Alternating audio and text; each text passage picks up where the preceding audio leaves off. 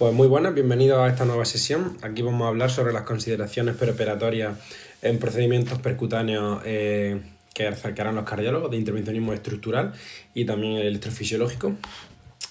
Bueno, yo soy Francisco Javier Castillo y vamos a empezar. Esta es la introducción, o sea, este es el índice que aquí vemos lo que vamos a ver. No lo voy a comentar porque iremos viendo cada uno por separado, ¿vale? Bueno, en la introducción vamos a poner un poco en contexto el motivo de esta sesión, ¿vale? El motivo de esta sesión es, pues bueno, al final, antes los pacientes que tenían este tipo de patología no se intervenían porque eran pacientes con edad avanzada, con mucha comorbilidad, esperanza de vida corta, pero ahora con el intervencionismo cardíaco, pues esto ha cambiado y los pacientes que antes no eran susceptibles de realizar una cirugía, pues ahora se hace de forma percutánea y con muy buenos resultados. ¿Qué papel tienen los anestesistas o los anestesiólogos en esto? Pues bueno, formamos parte esencial del Heart Team, ¿vale? Que es, pues digamos, un equipo compuesto de pues, intensivistas, anestesistas, cardiólogos, enfermeras, enfermeros que al final lo que hacen es pues intentar abordar a este paciente de una visión muy integral, ¿no?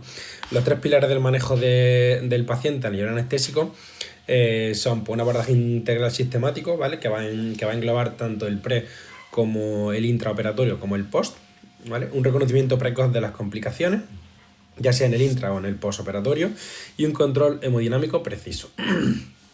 ¿Qué vamos a evaluar a nivel preoperatorio? Pues bueno, tenemos que ver que el paciente tenga una FEBI conservada, o estudiar la FEBI que no tenga hipertensión pulmonar, ver si tiene valvulopatía o no.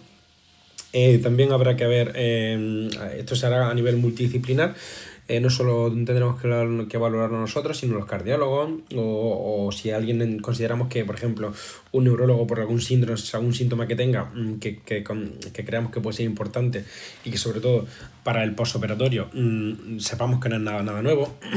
También si a lo mejor un paciente requiere alguna prueba de neumología, en fin, que esto es pues cosa de todo.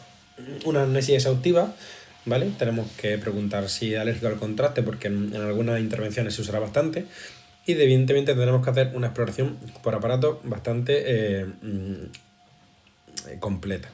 Además, consideraremos en no todos los pacientes, pero en algunos, sobre todo en aquellos con capacidad funcional limitada, pues unas pruebas de función cardíaca. Perdón.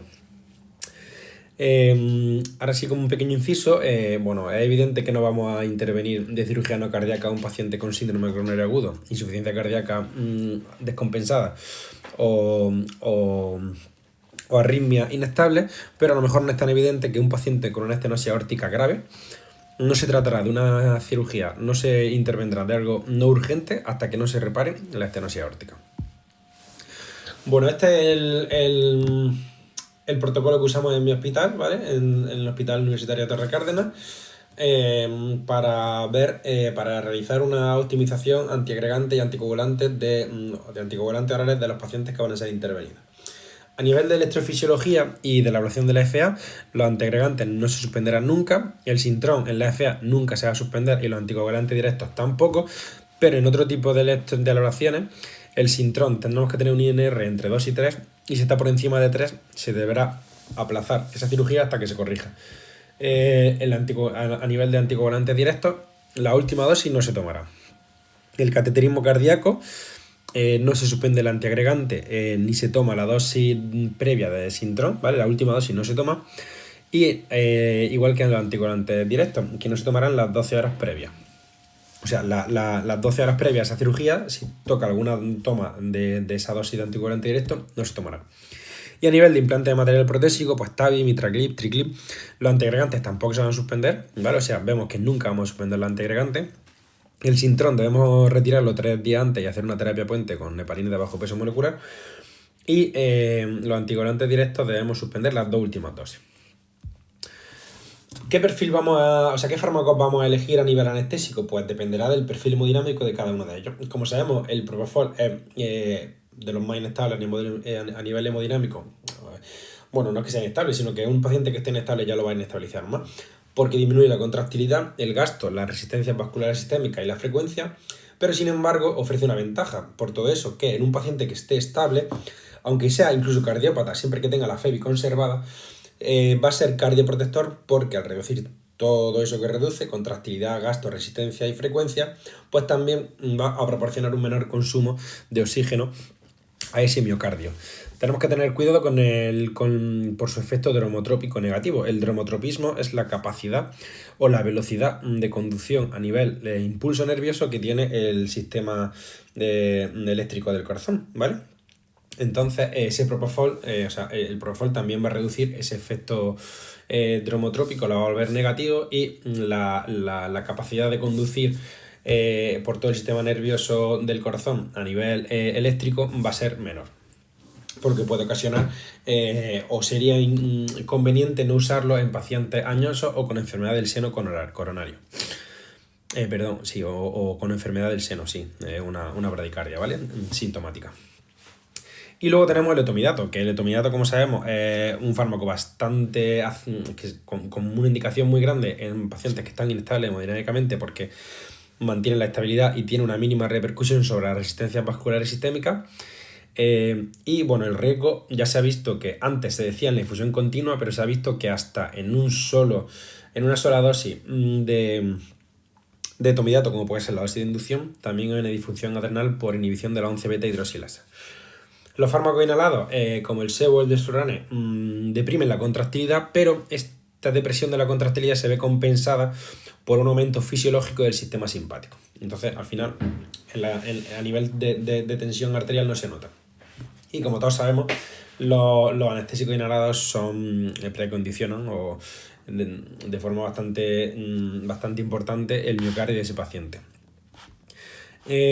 Opioides y benzodiazepinas, pues bueno, ya sabemos que son estables en hemodinámico y que pueden también ser como el propofol, protectores a nivel cardíaco. ¿Qué tipo de monitorización vamos a usar en estos pacientes?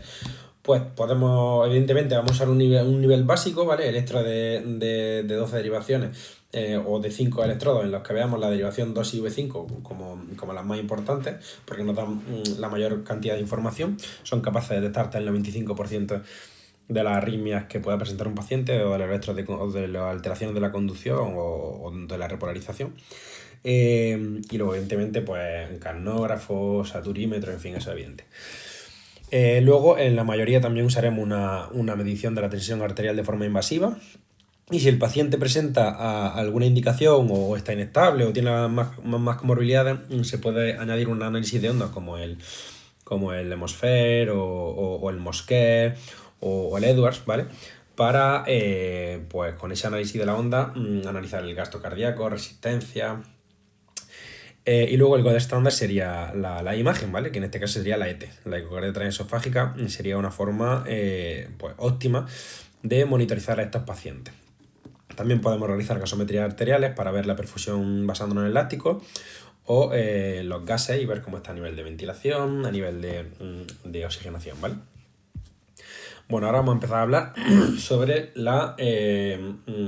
sobre el intervencionismo estructural cardíaco propiamente dicho. Vamos a empezar hablando de las TAVIs, ¿vale? Consideraciones sobre la estenosis aórtica. Bueno, la válvula aórtica tiene 3 valvas, ¿vale? Y comprende un área de entre 2 y 3,5 centímetros cuadrados. Cuando tiene menos de esta área, pues hablamos de una estenosis aórtica. Hay dos formas en que se puede padecer esta patología. De forma congénita, ¿vale? En el nacimiento o antes, en el intraútero, se desarrolla una fusión de las valvas, lo que da lugar a una válvula aórtica bicúspide o unicúspide, y también de forma adquirida, que lo más frecuente sería a través de una enfermedad reumática. Como vemos en este dibujo de la derecha, pues vemos que la válvula aórtica a la izquierda es normal y a la derecha se va llenando de calcio, y eso va haciendo que la aorta pues se estenose y se vuelva cada vez más pequeñita. Vamos a hablar un poco de la fisiopatología de la estenosis para entender qué sufre este paciente y qué necesita de nosotros ya sea en quirófano, en intervencionismo cardíaco, si le estamos reparando la aórtica, o si es una cirugía no cardíaca porque es una estenosis aórtica no grave, pues también, ¿no? Bueno, como sabemos, acabo de decir que la válvula la válvula aórtica se estrecha y este estrechamiento progresivo nos va a llevar a un ventrículo hipertrófico y con un ventrículo rígido y con una hipertrofia concéntrica. ¿Esto qué significa? Que el ventrículo crece hacia adentro, reduciendo el volumen sanguíneo, ¿vale? Que va a ser capaz de almacenar, por lo que va a reducir la precarga de forma bastante alterada, ¿no? Esto significa que va a ser dependiente de la precarga, porque ya que no puede dilatarse mucho, es importantísimo que solo ese volumen limitado que pueda aceptar lo tenga al máximo, porque lo que vamos a decir es un volumen no complaciente que no va a tener un fallo diastólico, ¿vale? Y esto va a condicionar un gasto cardíaco fijo. Es muy importante que sepamos que este fallo diastólico y que este ventrículo rígido va a aumentar la presión de llenado. Esta presión de llenado, que abajo es la PT-DVI, que es la presión telediastólica del ventrículo izquierdo, va a condicionar la presión de perfusión coronaria.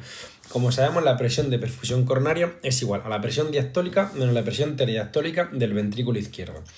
¿Qué quiere decir esto?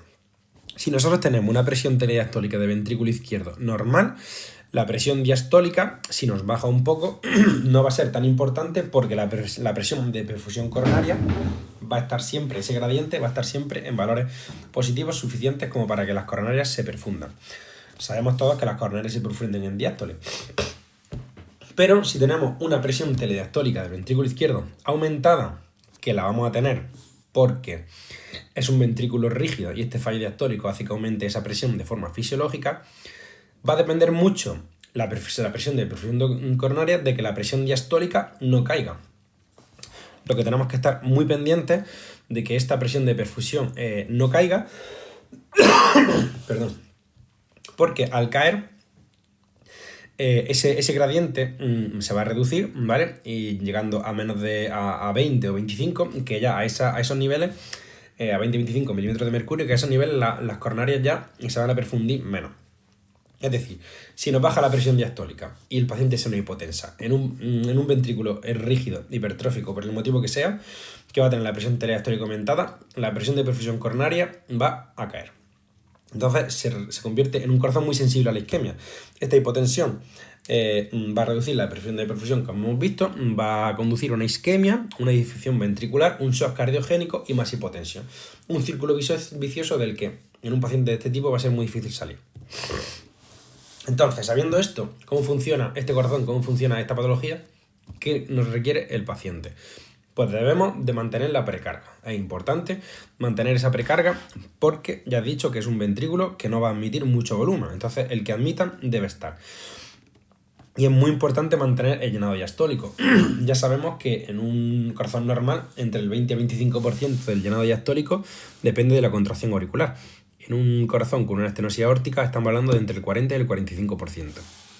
Además es muy importante mantener el ritmo sinusal por lo mismo, por esa patada auricular, ese llenado auricular que va a producir que ese ventrículo se llene casi la mitad más de lo que se llenaría si no tuviera esa contracción auricular.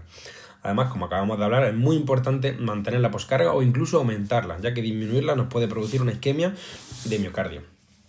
Y todo eso se resume en la frase de abajo. Evitar la taquicardia para favorecer el llenado diastólico. Cuanta menos frecuencia cardíaca, evidentemente dentro de unos límites, mejor llenado diastólico. La hipotensión nos va a producir una isquemia. Y las situaciones que disminuyan la oferta, aumenten la demanda de oxígeno, pues también pueden precipitar esa isquemia miocárdica que tanto nos asusta en este tipo de pacientes. Bueno, esto es un poco evidente, pero ¿qué vamos a querer o qué vamos a necesitar en un quirófano para reparar una TAVI? Bueno, evidentemente monitorización adecuada, ya lo hemos hablado. La presión arterial invasiva, ¿vale? Debemos de coger una arteria para manejar eso de forma por segundo o por latido. Poner parches de fibrilación, cualquier cosa que suceda, tenerlos puestos es muy importante. La inducción suave con los agentes que elijamos, ¿vale? Ya hemos dicho que el propofol, aunque sea inestable, es adecuado siempre y cuando el paciente presente una FEBI normal. De hecho, incluso podría ser protector a nivel cardíaco. Y debemos canalizar una yugular. Debemos poner un introductor a través del cual pondremos un marcapasos que alojaremos en el ventrículo izquierdo con escopia, ¿vale? Estimularemos y si está bien puesto lo fijaremos. Aquí en esta diapositiva vemos los 3 momentos más críticos que hay cuando se pone una válvula o una TAVI, ¿no? Una válvula aórtica de forma percutánea. Lo primero que vamos a hacer, el dibujo de la A, va a ser, bueno, vamos a entrar por la arteria femoral, vamos a llegar a la aórtica y ahí vamos a hacer un inflado del balón. Este inflado del balón lo que va a hacer va a ser una valvuloplastia. Esta válvula calcificada la va a aumentar un poco de tamaño y pues esto va a facilitar luego el alojamiento de la nueva prótesis. Una vez que tengamos eso, que se va a hacer con bajo estimulación ventricular a unos 180 latidos por minuto, vamos a hacer el despliegue de la prótesis. Es importante comentar también que esta estimulación ventricular va a disminuir la tensión arterial porque vamos a tener una frecuencia cardíaca muy aumentada, pero todos los mecanismos fisiológicos que por ejemplo se ponen en marcha cuando hacemos deportes no van a estar presentes. Va a disminuir el gasto cardíaco y el volumen sistólico. Además es muy importante que nos fijemos en que la válvula aórtica, el dibujo A, cuando inflamos el balón, los senos de las coronarias están a milímetros, ¿vale? Entonces, si el balón se mueve un poco hacia arriba, podría haber una importante obstrucción al tracto de salida, ocasionando alteraciones en el ST o arritmias.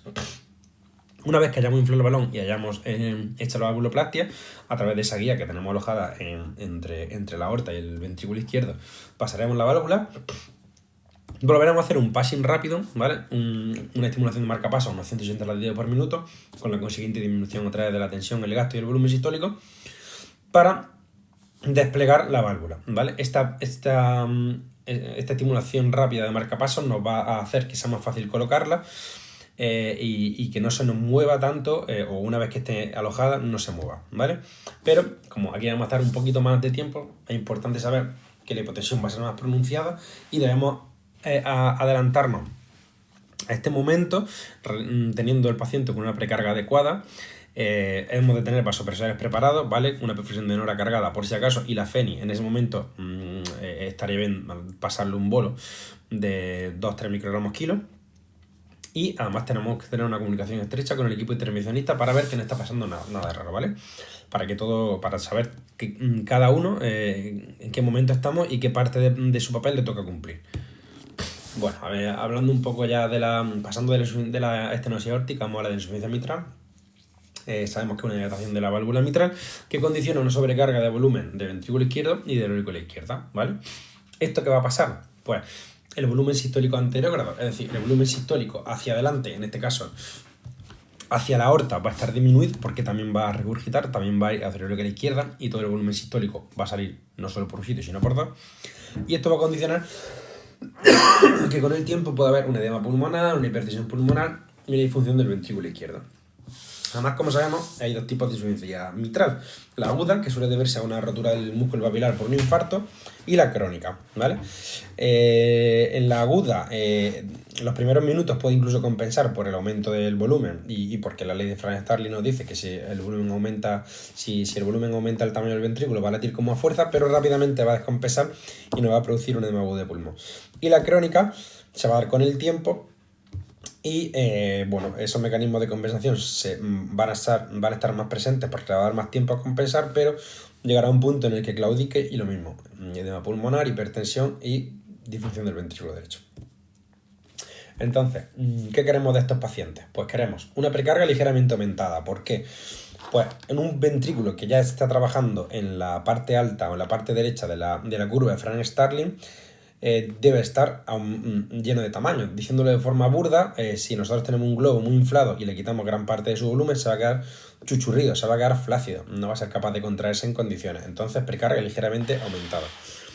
Al contrario que la estenosis aórtica, queremos una frecuencia cardíaca elevada. ¿Por qué? Si tenemos una frecuencia cardíaca elevada, vamos a tener un menor tiempo diastólico, por lo que va a haber un mejor vaciado ventricular, ya que va a dar menos tiempo a que ese ventrículo se llene. Entonces, frecuencia cardíaca ligeramente elevada. Entre 90 y 100 sería lo óptimo. La poscarga ligeramente disminuida. Acabamos de decir que es un ventrículo que va a tener, una vez que que haga la sístole va a poder salir tanto por aurícula como por aorta, entonces, o por válvula mitral como por aorta. Entonces es importante que la poscarga esté disminuida para facilitarle que ese vaciado del ventrículo izquierdo vaya más hacia la aorta y de esta forma conseguir un mejor gasto anterior, ¿vale? No tanto hacia la aurícula izquierda, sino mejor hacia la aorta. Eso nos va a dar una poscarga disminuida. Y si el paciente ya está en una fase avanzada de la enfermedad, evitar la hipertensión pulmonar o si así la tiene, evitar que sea peor. Y si no la tiene, pues evitar producirla, ¿vale? ¿Y cómo lo vamos a hacer? Pues ya sabemos que a nivel ventilatorio la hipoxia y la hipercapnia van a producir una vasoconstricción pulmonar que nos va a llevar a una hipertensión pulmonar mayor. Las PIP elevadas también sabemos que nos hacen tener una hipertensión pulmonar mayor. Pues bueno, ¿qué fármacos podemos usar? Dobuta o noradrenalina nos van a ayudar a mantener el gasto cardíaco, ¿vale? La dobuta sabéis que es más inotrópico y la nora también nos va a ser a nivel de resistencia vascular sistémica. La milrinona como inodilatador nos va a ayudar también a mejorar el gasto cardíaco del ventrículo derecho y además nos puede ayudar a reducir la hipertensión pulmonar. Pero debemos de tener cuidado porque hipotensa, y en un paciente hipotenso no sería la primera opción. Y si la poscarga es muy elevada, ¿vale? La nitroglicerina y el nitroprusiato serían alternativas eficientes o válidas para reducir esa poscarga. Bueno, vamos a hablar ahora de la reparación de esta insuficiencia tricuspidea a través de la colocación de un mitraclip. Ahí tenemos la válvula mitral, tenemos la valva anterior y la valva posterior, la valva anterior dividida en A1, A2 y A3 y la válvula posterior dividida en las partes o en las porciones P1, P2 y P3.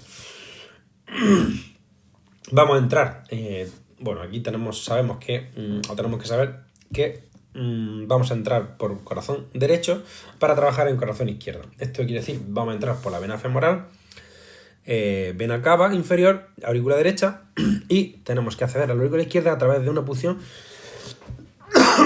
Perdona, es que estoy con la garganta regular. Y tenemos que acceder a través de la aurícula izquierda a través de una punción transeptal, ¿vale? O sea, tenemos que atravesar el septo interauricular para acceder. Esto es un momento crítico porque muy cerca de ese septo interauricular pasan tanto la aorta como la arteria pulmonar y podemos producir un pinchazo de una de ellas y un derrame pericárdico con su consiguiente taponamiento. Entonces es un momento crítico que debemos de tener cuidado y luego hablaremos más detenidamente de esto, pero ya lo voy dejando caer. Una vez que estamos en el corazón izquierdo, una vez que hemos hecho la disposición transeptal y accedemos al corazón izquierdo, pasa el mitraclip, que ahí viene cerrado, lo abrimos de forma perpendicular, ¿vale? Lo bajamos y a la subida va a enganchar esas válvulas o esa porción A2 y P2 de la mitral y las va a dejar pilladas. Como veis, se va a quedar la válvula, se van a quedar las regiones A1P1 y A3P3 libres y A2P2 se van a quedar pues enganchadas, ¿vale? O juntas. ¿Esto qué va a producir? Pues va a producir una disminución del jet de regurgitación auricular y consiguientemente también va a producir un aumento de la postcarga del ventrículo izquierdo. Un aumento de la postcarga del ventrículo izquierdo, porque no va un ventrículo que estaba acostumbrado a sacar sangre tanto hacia la aurícula como hacia la aorta, ya no va a tener la posibilidad de sacarlos hacia la aurícula. Entonces va a tener de forma súbita un aumento de la poscarga. Si es un ventrículo con una febridez disminuida, nos puede precipitar pues un colapso ventricular que nos lleve a una isquemia o incluso a una parada, ¿vale? Entonces tenemos que tener cuidado por lo menos saber que puede pasar esto y anticiparnos a las situaciones. Y finalmente, a nivel de válvulas, vamos a hablar de la insuficiencia tricuspidea. Sería un poco parecida a la mitral, porque al final la mitral, si se prolonga en el tiempo, va a producir una sobrecarga de ventrículo derecho y de aurícula derecha, que es lo que hace la insuficiencia tricuspidea, ¿vale? De hecho, la mayoría de insuficiencias tricuspidea no son primarias, digamos, son secundarias a otra patología valvular, normalmente a una insuficiencia mitral. Entonces vamos a tener un ventrículo derecho dilatado por una hipertensión pulmonar, ¿vale? Si esta patología se prolonga en el tiempo. Y vamos a tener una sobrecarga, como ya he dicho, de volumen de ventrículo y aurícula derecho. Es importante evitar la hipertensión pulmonar, como hablábamos en la mitral, porque ya puede tenerlo el paciente, y lo vamos a hacer nuevamente con evitando la hipoxia, la hipercania o las PIP elevadas.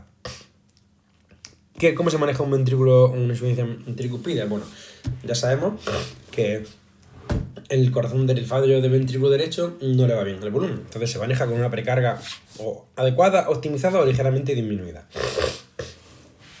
Podemos hacer uso de diuréticos tanto en el preoperatorio o antes de la cirugía como en el intra. Debemos de tener una poscarga ligeramente disminuida, por lo mismo que hablábamos antes. Cuanto menor sea la poscarga, más fácil va a ser que el ventrículo derecho lata hacia la pulmonar, hacia la arteria pulmonar en este caso, antes que, o mejor, que hacia la aurícula derecha. Otra vez evitamos la hipertensión pulmonar, por lo que ya he dicho, y volvemos a usar los mismos fármacos que en la insuficiencia mitral. Dobutamina nora para mantener el gasto cardíaco o las resistencias vasculares, milrinona para mantener el gasto cardíaco y reducir la hipertensión pulmonar, ¿vale? Nuevamente cuidado con la hipotensión. Y para reducir la poscarga, nitroglicerina o nitroprusiato serían válidos. ¿Cómo se pone el triclip? Pues al igual que el mitraclip, tiene una especie de pinza de gancho, que lo que hacer va a ser, si aquí vemos no me sale el marcador. Bueno, si vemos la válvula tricúspide, que es la válvula que hay a la derecha, ¿vale? Esta tiene, como su nombre indica, tiene 3 valvas.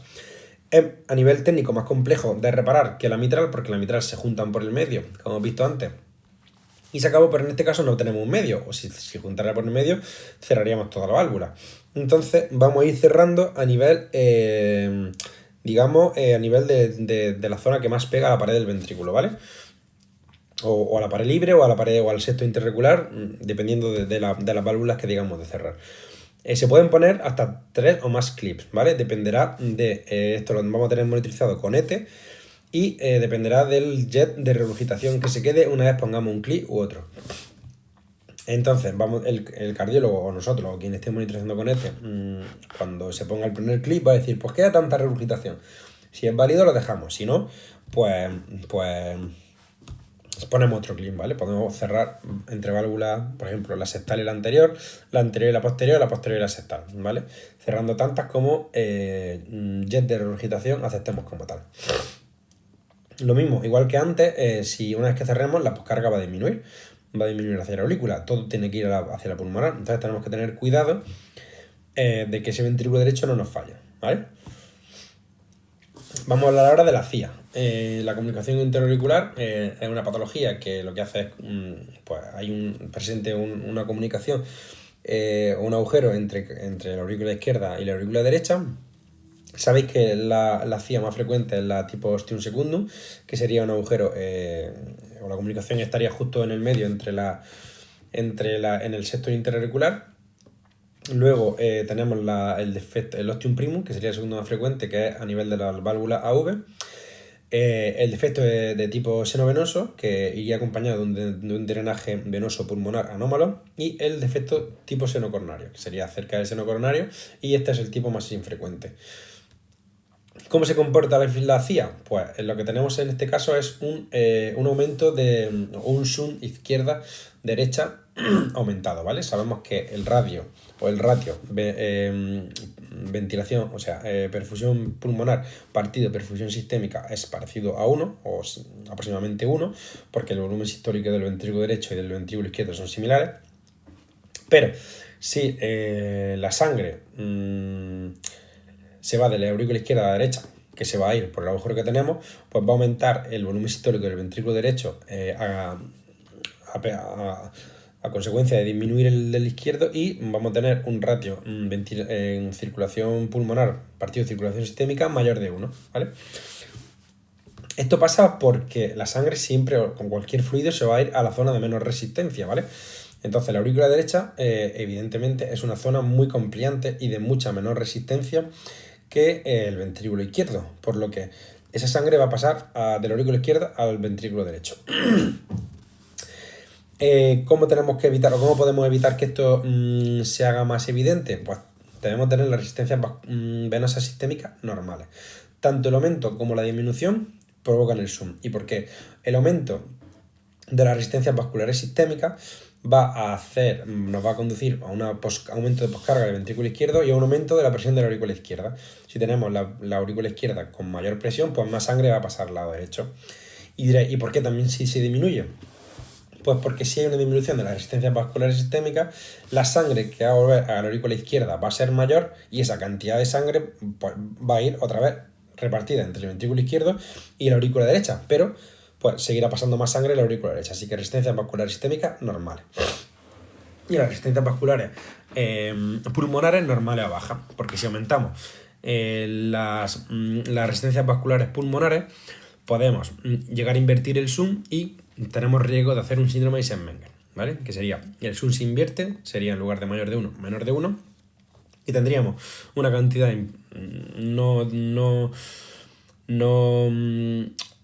o una cantidad importante de sangre no oxigenada en el ventrículo izquierdo y por la circulación sistémica.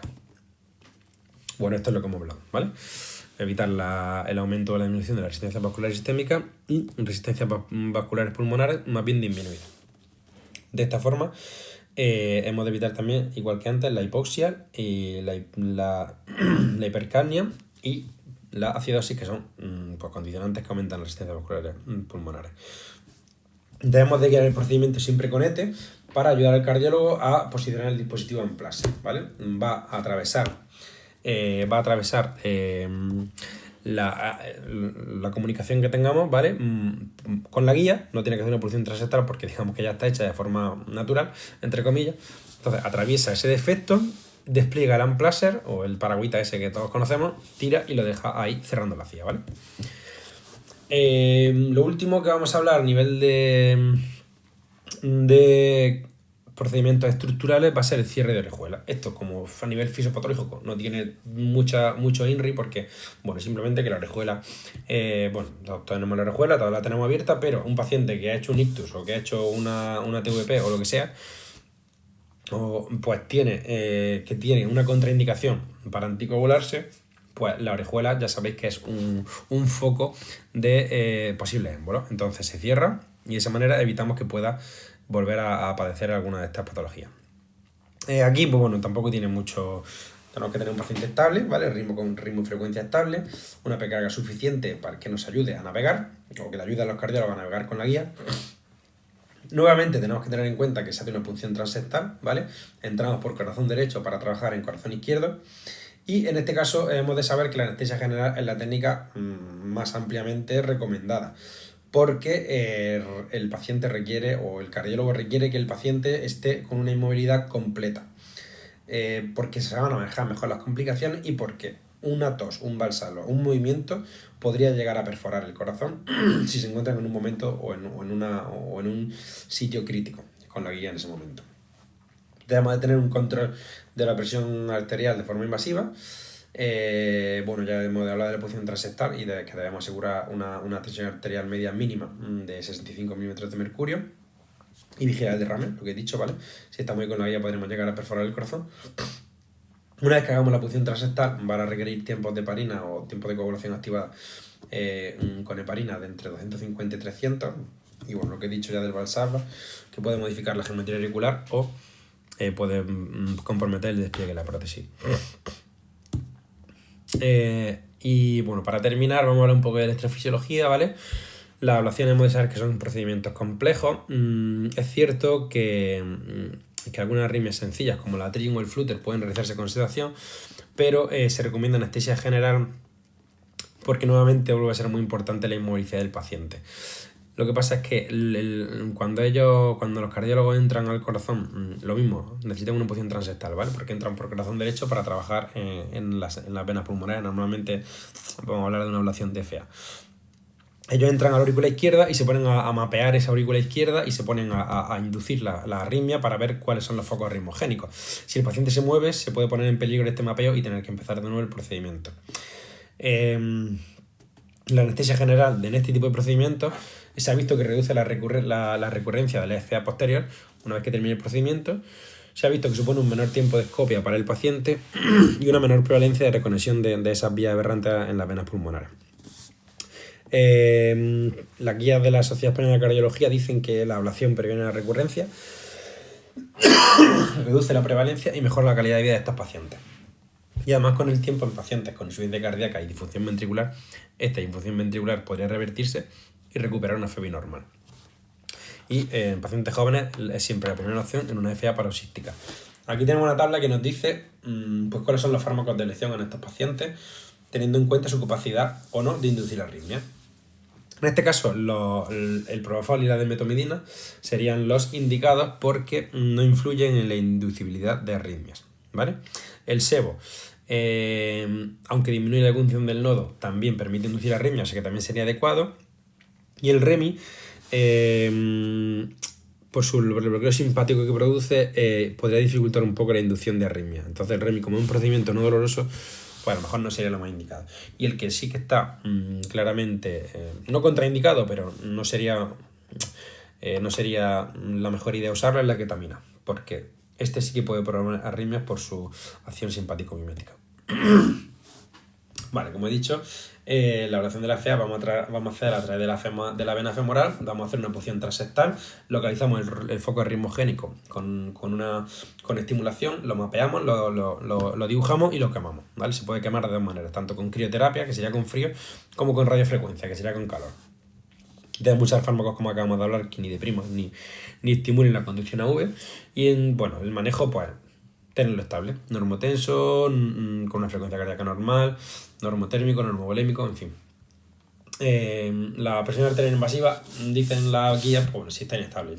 Son procedimientos largos, yo le pongo una arteria y me quedo tan a gusto. Y bueno, para terminar vamos a ver las complicaciones. La complicación más grave, como hemos hablado, por la punción transeptal, que requiere muchos de estos procedimientos, sería el taponamiento cardíaco. Ya sabemos todos cómo reconocer un taponamiento cardíaco. Vamos a tener una hipotensión súbita con taquicardia para intentar compensar ese aumento de esa inversión del volumen sistólico. Vamos a tener una disminución del QRS o un QRS de baja amplitud en el electro, y si tenemos un NETE, pues vamos a ver rápidamente el derrame pericárdico y el colapso de las cavidades, ¿vale? Si tenemos también la escopia, pues se puede ver un aumento de la silueta cardíaca. ¿Qué tenemos que hacer? Bueno, evidentemente tenemos que avisar, lo primero, detener el procedimiento, revertir la heparina con protamina si es que está el paciente anticoagulado, y tenemos que de forma agresiva dar soporte tanto con fluidos como con vasopresor, que como hemos dicho ya deberían estar preparados. Pues ya sabemos todos también que habría que hacer una pericardocentesis, sería lo curativo, y si no puede ser una pericardocentesis por el motivo que sea, pues lo ideal sería cirugía cardíaca. Es importante que este procedimiento sea rápido, o sea, es importante que esta intervención sea rápida y coordinada, ya que así aumenta las posibilidades de supervivencia del paciente. Otro tipo de complicaciones que tendríamos, pues es muy frecuente producir un bloqueo V completo después del implante de una TAVI. Como vemos, la válvula aórtica está al lado de las DGIS, del sistema de conducción eléctrico del corazón. Entonces, al implantar la TAVI podríamos llegar a pinzar ese sistema y producir un bloqueo. Este bloqueo, a veces por una contusión, es temporal y con un marcapasos temporal se podría resolver, y a veces pues por una lesión del propio sistema de conducción eléctrico podría ser permanente y requeriría evidentemente un marcapasos permanente. Además, como complicaciones vasculares, pues tendríamos hematomas, ¿vale?, que pueden llegar a ser muy importantes, incluso producir un shock hipovolémico en el paciente en el que estemos interviniendo, pseudoaneurisma, que sería un defecto en el cierre de la arteria, y fístula AV, que sería una comunicación entre la arteria y la vena. Y todo esto se ha visto que está aumentado en pacientes obesos, en pacientes arterioscleróticos, en pacientes anticoagulados, pero todas estas complicaciones se reducen, y está más que comprobado si hacemos un acceso guiado con ecografía. Además, hemos de tener vigilancia del ACV y de la insuficiencia renal. Producida la ACV por un aumento o por una disminución de la tensión arterial, eso como hablábamos del passing, ¿vale? Pues en esos momentos de hipotensión y disminución del gasto en pacientes que a lo mejor no estén o que sean añosos y que ya tengan patologías previas, se puede producir una ACV o incluso momentos transitorios de pérdida de lucidez, ¿vale? Que se podrían ser confundidos con efectos residuales de la anestesia, pero realmente son, pues, digamos, ictus transitorios, ¿vale? Ahí está. Y también tenemos que tener cuidado con la insuficiencia renal. Como dijimos al principio, en muchos de estos por ejemplo, en la TAVI se usa contraste para ver que estamos en el sitio, para ver que están justo en la salida de la aórtica, y esto podría, de tanto contraste, podría precipitar una insuficiencia renal. Como conclusiones, bueno, es muy importante como hemos dicho, la evaluación y la optimización preoperatoria, ¿vale? Todo el manejo en quirófano del que hemos hablado. Después se vaya a la reanimación, donde tenemos que tener una monitorización del ritmo, una monitorización de la función renal con balance hídrico, o con balance hídrico diario, ¿vale? Y también tenemos que volver a anticoagular o darle terapia antitrombótica, bueno, anticoagular o antiagregar a este paciente, ¿vale? Normalmente, pasadas 6 horas, y una vez que el paciente inicie ya tolerancia oral, se podría reiniciar la anticoagulación. Una vez que esté todo bien, pues pasa a planta con telemetría, si una ablación es de arritmia o si una TAVI que puede producir un bloqueo, y si todo está bien, pues a casa. Y nada, como conclusión final, pues un poco lo que va dirigido todo la sesión, ¿no? Que debemos conocer la fisiopatología de cada una de estas patologías, para la redundancia, y si conocemos eso, pues nos podremos anticipar a lo que pueda necesitar nuestro paciente. Y bueno, volviendo otra vez al papel del anestesiólogo como personaje central, o uno de los personajes centrales dentro de este Heart Team, pues debemos crear un entorno seguro y que para que el cardiólogo o quien lo haga tenga menor posibilidad de complicaciones y todo se desarrolle con normalidad. Y nada, pues espero que haya gustado mucho la sesión y hasta la próxima.